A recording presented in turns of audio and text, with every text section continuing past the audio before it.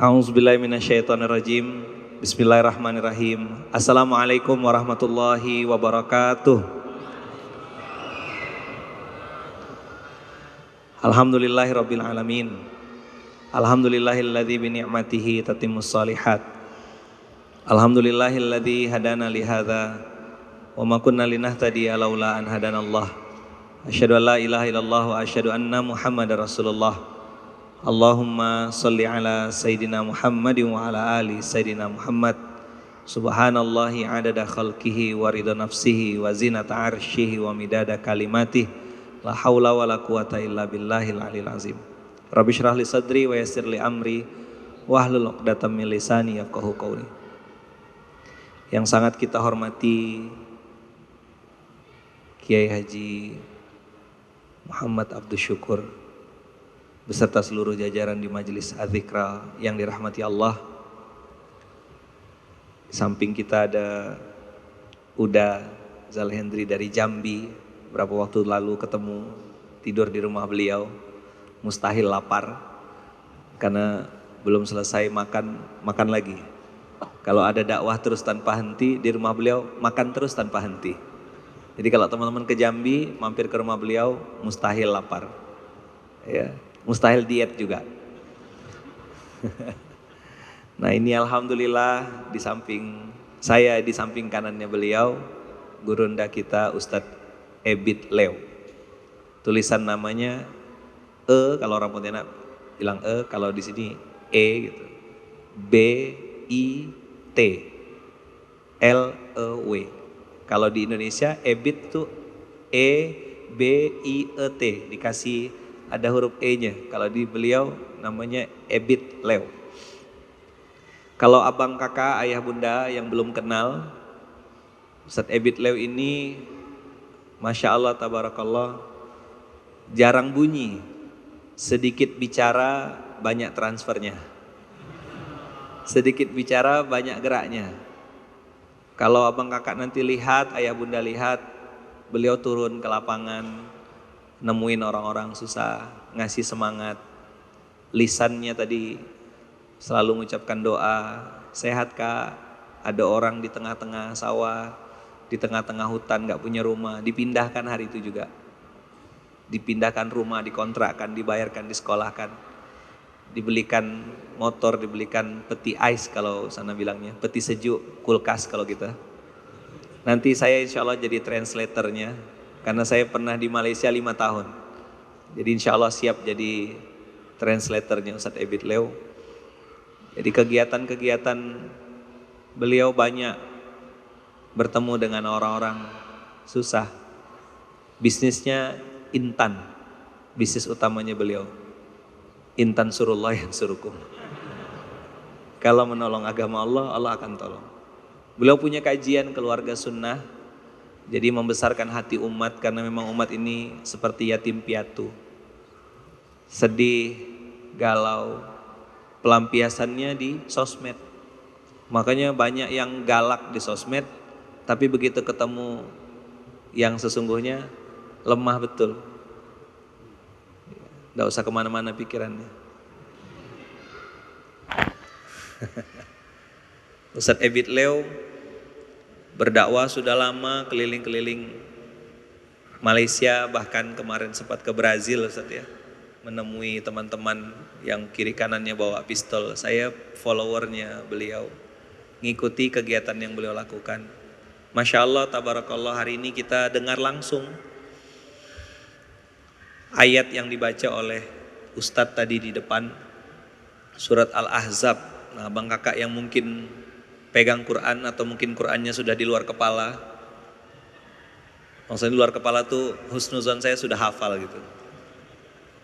Kok senyumnya kayak gak terima gitu. Di luar kepala maksudnya? Buka surat 33. Ayo kita lihat sama-sama. Quran surat 33 ayat 45. Kan di dunia ini gak ada yang kebetulan. Daun yang jatuh Allah tahu. Kita gak pernah bertemu. Kita tuh bukan bertemu, kita itu dipertemukan.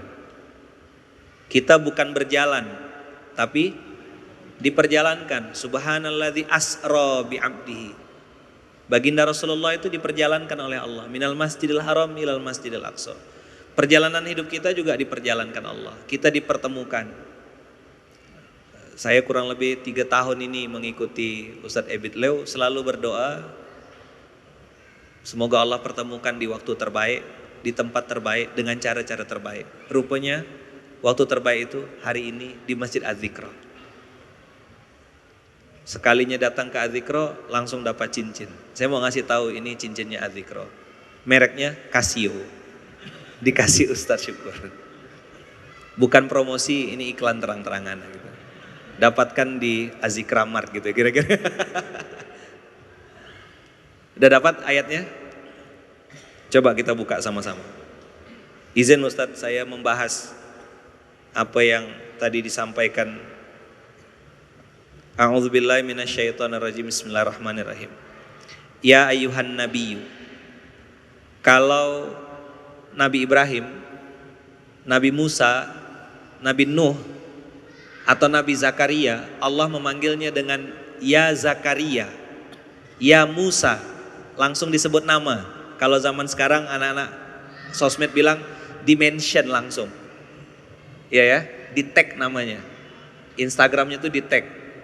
Tapi kalau Allah Rabbul Alamin memanggil baginda Rasulullah SAW, itu tidak berani panggil nama, bukan tak berani, tak pernah ada dipanggil nama langsung.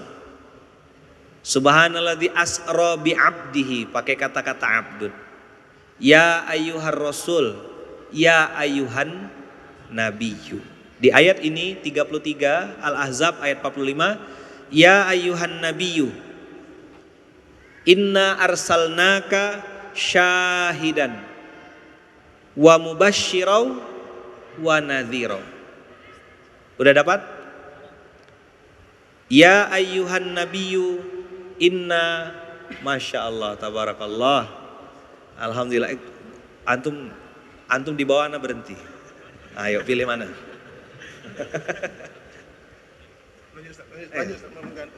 Insya Allah. Sehat. Insya Allah. Izin tuh. Waduh, hilang materi ini. Karena lihat beliau langsung ingat mati. Orang kaya, orang miskin, raja-raja, yang datang duluan, datang terakhir, baru duduk di bawah. Sama kita. Ustadz Ebit, Lukman juga mati. Tapi kalau antum mau duluan, saya ikhlas insya Allah. Antum duluan, saya yang terakhir. Atau saya terakhir, antum duluan. Atau bolehlah saya yang duluan, nganterin antum ke pemakaman. Canda. Mati itu misteri, semua pasti mati kata Ustadz Dery Sulaiman. Kita mau ngomong mati atau ngomong ayat ini tadi? Nggak Ustadz, Masya Allah. Ya ayuhan nabiyyu inna arsalnaka syahidan wa mubasysyirau wa nadhira. Baginda Rasulullah SAW diperintahkan Allah untuk turun ke bumi ini ada 3 misi utama. Pertama, syahidan. Apa yang pertama? Syahidan. Yang kedua, mubasysyiran.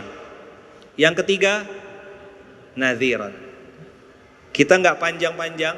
Nanti kalau lanjutan ayatnya, wada'iyan ilallah biiznihi, ini kalimatnya menarik sekali. Kalau ayah bunda buka artinya, wahai para nabi, kami utus engkau untuk menjadi saksi, pembawa kabar gembira dan pemberi peringatan. Nanti kita bahas detail yang ini. Wada'iyan ilallah.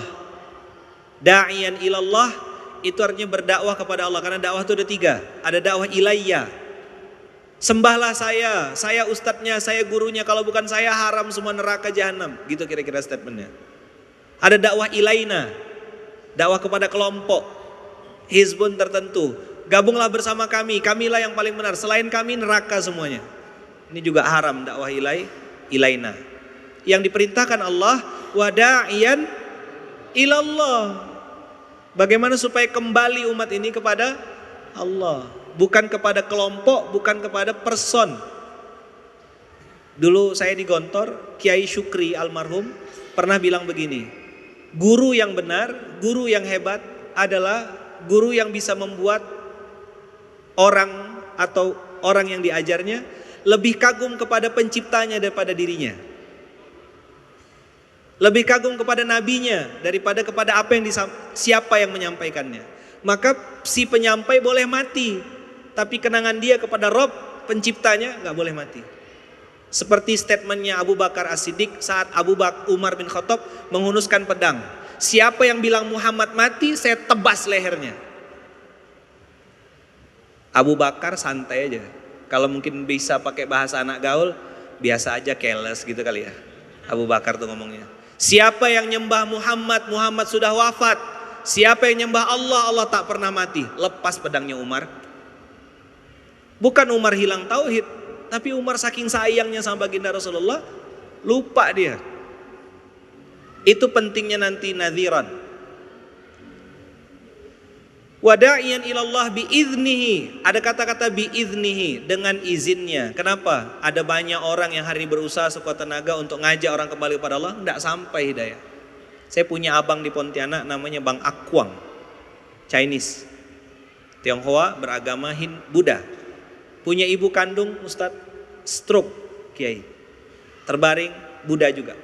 Beliau Bang Akwang masuk Islam, berubah nama menjadi Hamdan. Kemarin baru berapa waktu yang lalu menikah, dapat anak penghafal Quran. Bang Akwang ini ditanya oleh ibu kandungnya, Akwang, kamu pindah agama apa sekarang yang kamu anut?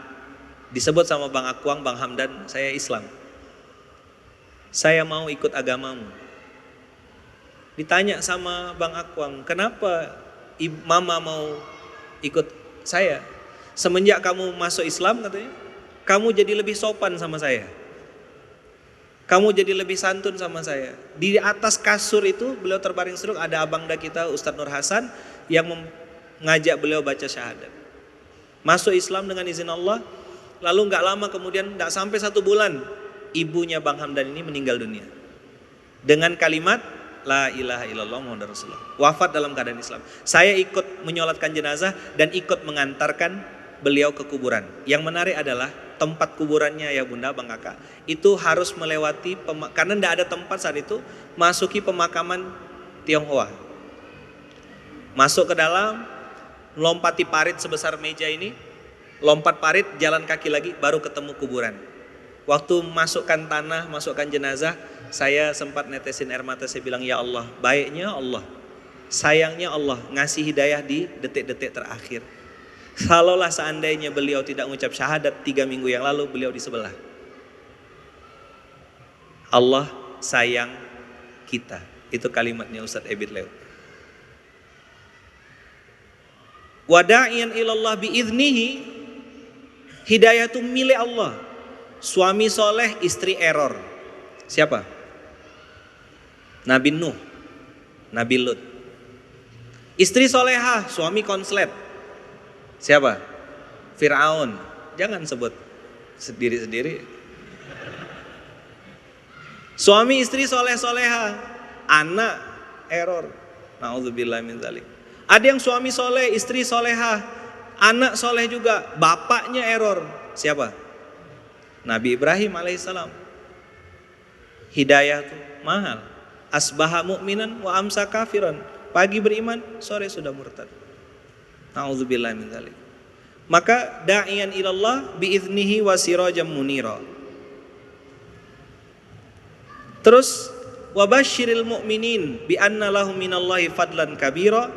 Ada kalimat yang menarik, sampaikan berita bahagia kepada orang-orang beriman, sesungguhnya bagi mereka karunia Allah yang besar. Saya selalu ingat cerita Ustadz Dery Sulaiman waktu saat beliau lagi lucu-lucu dan menggemaskan. Lagi di kafe, tiba-tiba ada datang sahabat kita dari jamaah tabligh mengatakan, engkau adalah raja di surga. Kalimat pendek itu membuat Ustadz Dery Sulaiman dapat hidayah dengan izin Allah. Saya pernah datang juga satu tempat ketemu dengan anak-anak muda yang Masya Allah badannya penuh dengan tato. Dia bilang, apa yang buat engkau dapat hidayah? Bang, saya bilang, apa yang buat abang ini? Karena ada orang yang mendoakan saya masuk surga. Kalimat-kalimat pendek, Masya Allah. Makin berat materi kita. Kadang-kadang kalimat-kalimat kecil, kalimat-kalimat pendek bisa bikin orang gak jadi bunuh diri. Ada kakak kita mau bunuh diri gara-gara punya hutang 2 juta di Pontianak. Saya bilang, kak jangan bunuh diri dulu, tanggung, kalau udah 2 miliar baru bunuh diri. Besok subuh kakak ke masjid, saya kasih hadiah, kita kasih hadiah. Alhamdulillah, wasilah dikasih hadiah gak jadi bunuh diri. Mubasyir, sampaikan berita bahagia. Kalimat dari Ustadz Dery waktu saya ketemu beliau di Jogja, ada 3 rumus kata beliau. Lisan harus manis, dada harus lapang, kepala harus dingin. Sampai sekarang saya masih ingat amal jariahnya buat beliau. Maka kita kalau hari di dakwah tadi dengan Ustadz, siapa yang timnya Ustadz Ebit? Ustadz Zul, di belakang. Beliau dakwah ceramah dari KL naik motor sampai ke Kedah 3 jam. Jauh Kedah tuh pakai motor. Sudah ada tulisan motor kendaraan penceramah, apa dia orang tulis? Kendaraan penceramah. Ustadz yang mau ceramah, Ustadz Zul yang mau ceramah, begitu sampai pakai motor BM kalau mereka sebutnya, BMW kata kita. Kalau sana mau sebutnya BMW maksudnya. Kalau kita bilang Mercy, sana bilang Merce. Ya beda-beda tipis lah sama kita insyaallah. Jadi penceramah sudah sampai di masjid 3 jam naik motor. Begitu sampai ada orang yang tegur, itu tak tengok ketulisan ini tempat penceramah. Tak boleh parking sini. Motor tuh 250 kg Ustaz ya, 250 kg beratnya. Beliau yang ceramah, beliau sampai di situ dia bilang motor aja besar, otak tak ada. Bayangkan, itu bukan pengurus diskotik Pak, pengurus masjid. Habis itu ada tulisan, jamaah dilarang tidur di sini. Kata Ustaz Zul, lebih baik saya patah balik. Patah balik itu tak jadi ceramah. Terima kasih kata Ustaz Zul. Pengurus awak sudah bagus, mulutnya manis. Saya tak jadi ceramah tuh. Ini sakit sebenarnya, apalagi banyak kamera. Ini ada kuota semua enggak yang rekam-rekam ini? Ini seperti nepok air terpercik muka sendiri. Banyak orang-orang tua muda yang takut ke masjid bawa anak. Kenapa? Karena ada tulisan dilarang bawa anak. Terus pengurus masjidnya tanya, gimana caranya merangkul anak-anak muda Ustadz? Saya rasa mau ketok palanya gitu. Anak-anak muda takut ke masjid karena banyak tulisan, seram betul. Mohon maaf, di kafe di mana-mana disambut dengan sangat ramah. Tapi itu bukan di sini, itu masjid-masjid mungkin yang di Samudra Atlantik sana. Menaranya tinggi-tinggi, yang kedengaran cuma saldonya, berasnya tidak sampai. Tidak syahidan. Apa syahidan? Turun ke lapangan. Kalau dulu para ahli agama itu untouchable, di atas. Dia tak bisa disentuh, manusia suci. Tapi baginda Rasulullah hadir ke umat ini, yamshuna fil aswaq, berjalan di pasar. Dibully baginda Rasulullah itu. Apa Nabi kok jalan di pasar? Apa artinya Nabi jalan di pasar? Menguasai permasalahan. Hadir di tengah-tengah umat. Lihat abang kakak ayah bunda, banyak masalah samping kiri kanan. Kenapa sholat kita tuh takbiratul ihramnya Allahu Akbar, tutupnya dengan assalamualaikum? Supaya kita sering-sering lihat samping kiri kanan. Saya pernah bilang sama beberapa pengurus, saya bilang dosa kita ngumumkan saldo, saya bilang sekian ratus juta, tapi tetangga-tetangga samping masjid tidak bisa makan. Syahidan, turun ke lapangan. Terlalu banyak konsep, terlalu banyak diskusi, dan terlalu banyak mikirin vokalis. Saya udah 3 tahun pamit dari dunia panggung Kiai Habib. Jadi ini ketemu kayak gini nih agak gemes-gemes, tidak apa-apa ya. Kan antum putih-putih semua, biarlah saya yang hitam sendirian gitu. Agak gemes aja gitu. Makan kita nggak habis. Anak-anak kita didik suruh, ndak mau ayam, ndak mau paha, ndak mau ini. Di pondok-pondok pesantren, saya dengan izin Allah 2012, bukan mengatakan saya sudah tidak, tapi ketemu tuh sedih gitu. Sampai sekarang tidak berani saya nyisakan nasi walaupun 1 butir. Kalau makan tidak berani nyisakan nasi walaupun 1 butir. Kenapa? Banyak di pondok pesantren. Saya keliling di Pontianak, di hampir seluruh Indonesia. Banyak pondok-pondok pesantren tuh. Begitu dapat nasi, santrinya makan sehari 3.000 rupiah. 1.000 pagi, 1.000 siang, 1.000 sore. Ngapalin Quran. Ikan asinnya digunting-gunting, dimasak supaya ada rasa asinnya. Dikasih lauk, ikan asin yang perutnya sudah ada ulatnya, dijemur di atas seng. Saya tanya sama ustadznya, kok lauknya begini? Itu dikasih orang, itu pun sudah mewah. Biasa kami makan kicap, kata orang Melayu, kecap yang satu saya cuma 1.500. Satu anak, satu nampan dikasih kecap. Cuma rasa kecap manis itu aja lauknya. Kalau pas lagi tidak ada apa-apa, anak-anak disuruh masuk ke hutan, masuk ke itu, ambil daun, bukan sayur. Ada satu kiai yang setiap subuh ke pasar, di Pontianak ada namanya Pasar Pelamboyan, tiap hari nunggu sampah buangan orang, kol, sawi, dicuci pakai air panas, itu dimasak untuk santrinya. Ada beberapa pondok, saya malu ngomongnya, ustadznya puasa, supaya santri bisa makan lebih. Ustadznya nunggu sisanya santri. Telur 3 buah dicampur dengan tepung terigu supaya banyak. Kalau pas ustadznya sakit, dikumpulkan semua anak yatimnya, ditanya, nak boleh ndak ustadz makan duluan? Ustadz mau makan obat, minta izin sama santri. Kita bisa makan enak, bisa makan banyak, terus mulutnya komplain terus. Ayat la in syakartum la azidannakum kita hafal. Tingkah laku kita tidak sama dengan yang kita hafal. Saya tidak marah gitu, lapar belum dari pagi belum makan. Sama ya.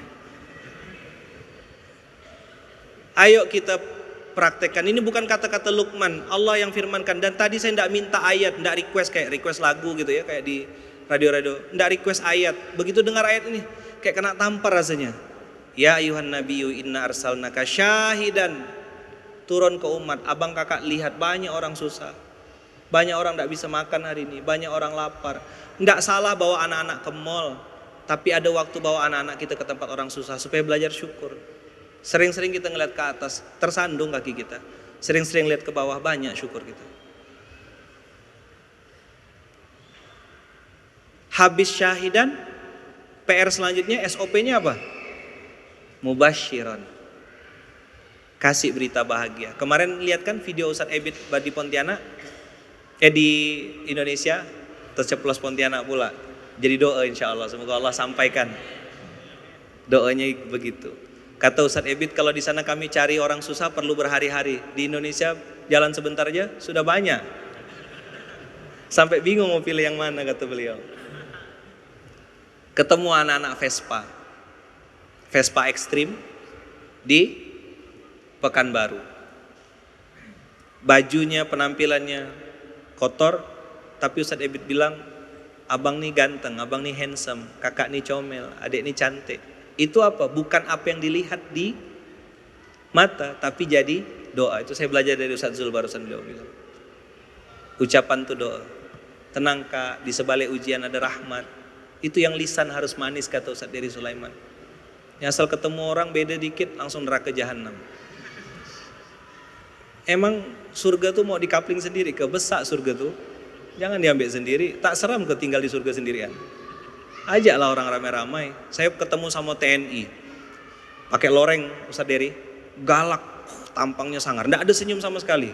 Kan saya waktu itu di Jambi, pembukaan, ayo pak, foto pak, masih streng dia. Saya bilang, pak, ayo foto, saya ngajak foto nih. Kalau dulu ada TNI masuk desa, saya ngajak bapak di pembukaan Baitul Mal, pak, TNI masuk surga, langsung senyum dia. Mau foto. Kadang-kadang kalimat-kalimat kecil yang kita ucapkan ke orang, sampai jumpa di Baitullah, sehat ya kak, murah rezeki, panjang umur. Mudah-mudahan gorengannya lancar, abang beli 10.000 dapat bonus 3 tuh biasanya. Orangnya senang kena doakan.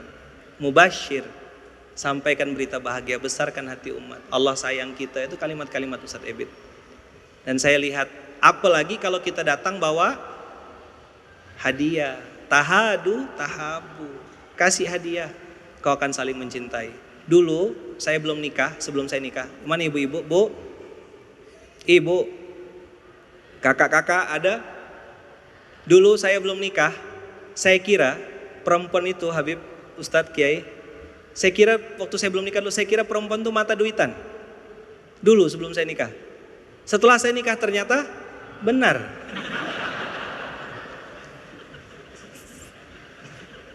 Sayang, enggak mau noleh. Sayang, enggak noleh. Kita pulang, letakkan amplop di samping dia. Kita balik badan, amplopnya hilang. Maka wanita itu perlu 3 R. 1 skincare. Apa? Senang betul dia. Yang kedua, home care. Perawatan, pedicure, manicure, cukur, gitu-gitulah. Yang ketiga yang paling dia tunggu, transfer. Iya. Banyak yang pura-pura paham. Maka jadi suami sedikit bicara banyak transfernya. Jadi cari istri yang pandai cari duit. Dimanapun antum menyembunyikan pasti dapat dia. Terakhir, loh kok ketawanya baru sekarang? Mungkin karena belum makan kali ya. Terakhir kita wajib sampaikan nadhiran, mubashiran wa nadhiran. Kita harus kasih tahu yang hitam itu hitam, yang putih itu putih.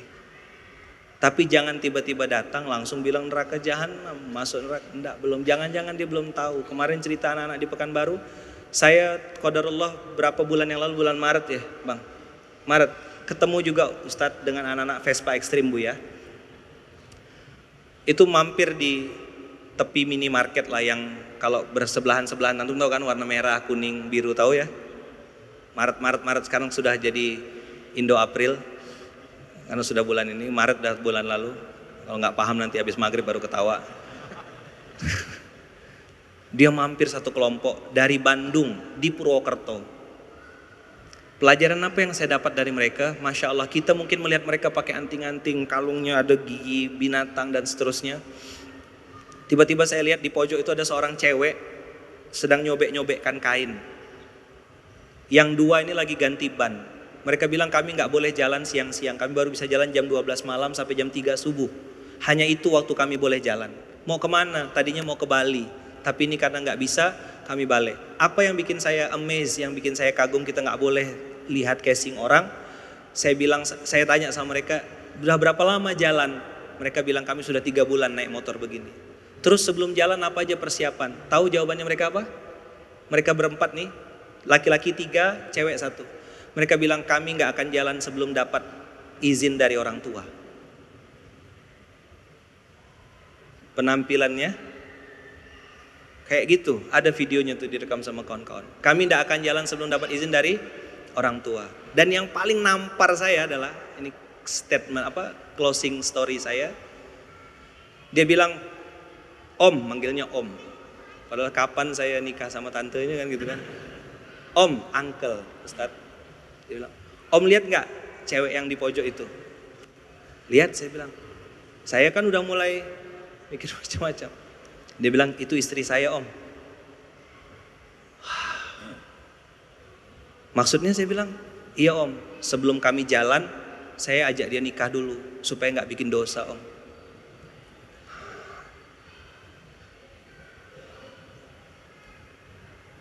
Saya mau ngomong apa? Mau ngasih tahu jomblo. Sibuk stalking Instagram mantan. Lupa ngelamar. Lemah. Dia cuma punya modal bismillah. Begitu dapat minuman makanan keluar dari mulutnya, alhamdulillah. Kenapa parkir di sini? Kalau di tempat yang ada bilang bulan bintangnya kami sering dimarah Om. Antum gak usah cari itu tempat apa, pokoknya gitulah. Di sini kami nggak dimarah Om. Jadi casing luarnya kayaknya seram, tapi mereka tahu syariat. Tugas kita syahidan, turun ke lapangan, mubashir, sampaikan berita bahagia. Allah sayang kita, Allah maha baik, Allah maha kaya. Abang kakak masuk surga insya Allah. Semuanya masuk surga insya Allah. Siapa yang masuk surga? Siapa yang mau mati? Nah, inilah manusia. Mana bisa masuk surga kalau tidak mati? Saya cuma mukodimah stand up comedy. Materi keep the best for last. Yang terbaik tetap di akhir. Kita doakan semoga kita duduk di sini bisa dapat ilmu dari Ustadz Ebit Leo. Kalau ada yang tak paham, saya translatornya insya Allah. Mirip-mirip kayak Upin Ipin gitulah.